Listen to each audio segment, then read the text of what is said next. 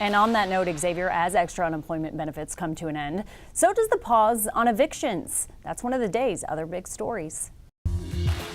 Back to normal by October. Dr. Peter Hotez outlined his plan to turn our COVID-19 outbreak around. This fragmented approach, putting states in the lead, is clearly failed. Dr. Hotez sent his October plan to the White House. It includes steps he hopes the U.S. government takes, like a national containment goal all states must agree to meet. Months after being discharged from the ICU, Missouri City Councilman Jeffrey Boney continues to fight the effects of COVID-19. Boney has been living with a blood clot in his right lung after being diagnosed because of COVID with the pulmonary embolism.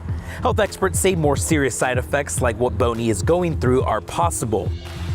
Evictions can resume today. The federal moratorium is expiring. The Metropolitan Organization and the Houston Apartment Association want Congress to invest $100 billion in rental assistance. We're falling through the cracks. There's a lot of us that are trying to get rent paid.